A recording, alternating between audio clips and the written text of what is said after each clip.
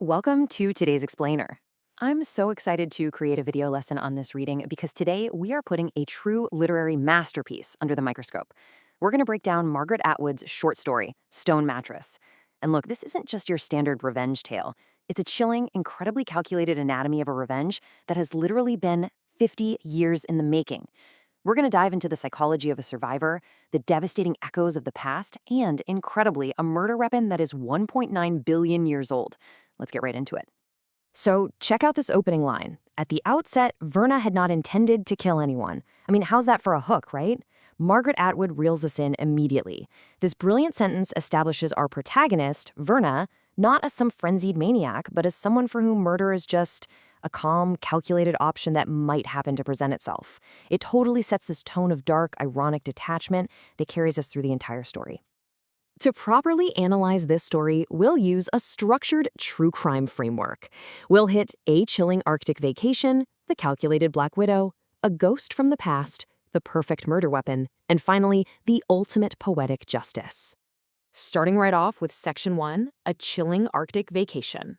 So we meet Verna in her chosen element. She's on a cruise through the Beaufort Sea, totally surrounded by these vast, cool sweeps of Arctic ice.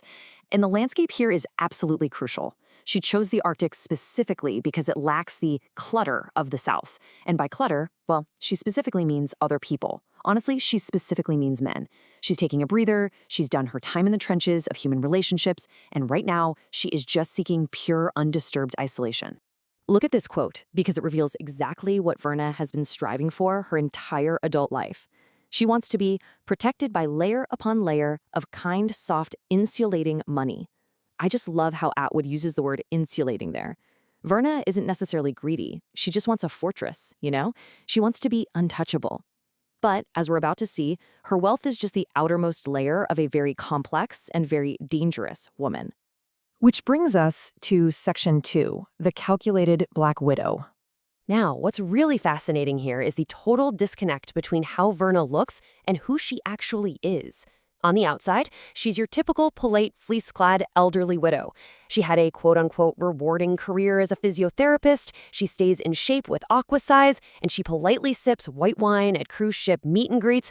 But underneath all that, she is a ruthless, calculated survivor who has strategically orchestrated the deaths of her past husbands just to secure all that insulating money. You might be wondering, how on earth did she pull this off? Well, Verna had a very specific, tried-and-true MO. She didn't use poison or knives. No, she literally weaponized their own weaknesses.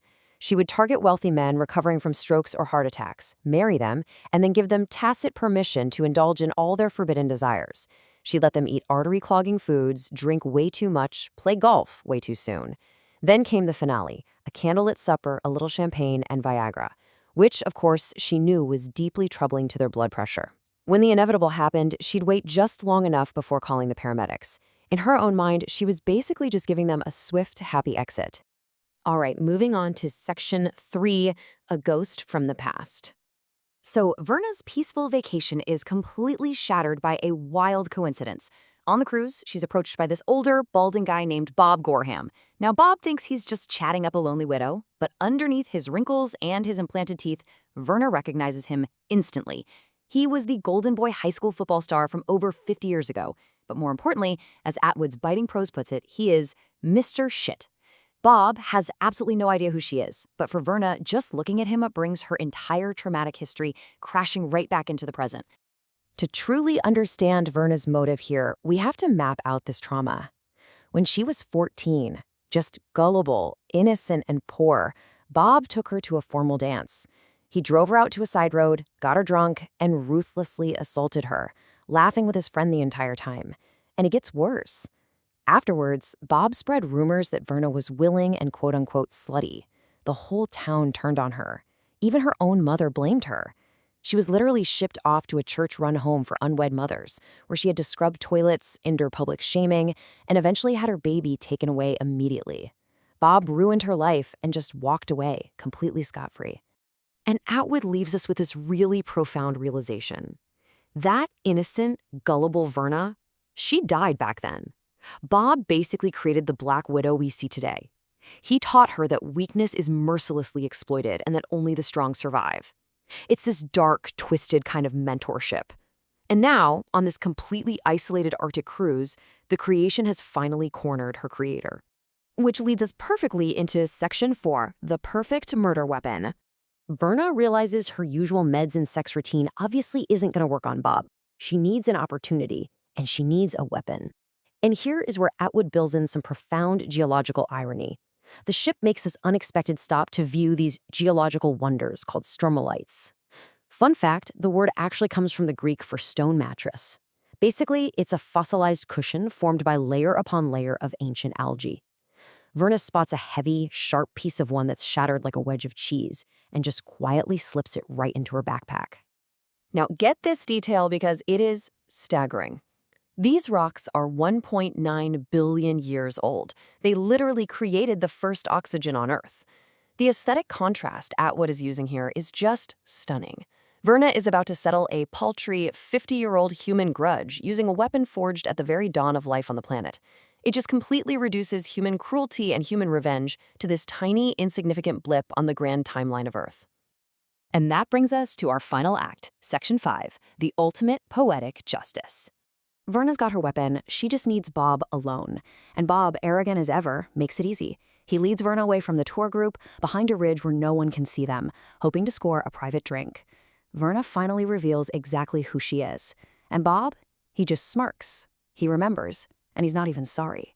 So, in a flash of brutal efficiency, Verna strikes. She brings that 1.9 billion-year-old rock up hard under his jaw, then drops it right on his head. There's no frantic stabbing, no long villain monologues, just a cold, ancient, visceral execution out there on a barren Arctic ridge. But she's a pro, right? So the murder is only half the job. Verna executes this absolutely flawless cover-up. First, she slides the bloody rock into a bog. Then, she takes Bob's jacket and cap. Back at the landing site, she actually steals an extra life jacket so the crew won't notice one missing. Once back on the ship, she calmly flips Bob's shore tag from red to green, which signals to the crew that he's safely aboard. Finally, she leaves his gear in his unlocked room and runs the water in the sink. She sets the whole scene to make it look like he returned to his cabin and then just mysteriously vanished overboard.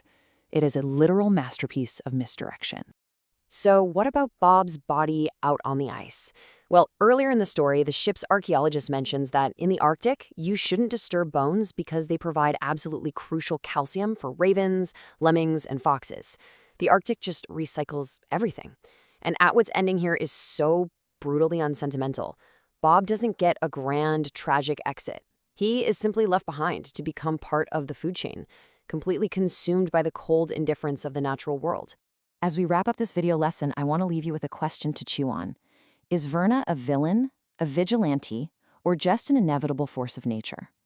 Atwood deliberately doesn't give us easy moral answers here. She shows us a woman deeply wronged by society who reclaims her power in the absolute darkest way possible. It really leaves you wondering where justice ends and revenge begins. And honestly, whether in the grand sweep of a 1.9 billion-year-old Earth, human morality even matters at all. Take some time to think about that, and until next time, keep exploring the deeper layers of the stories around us.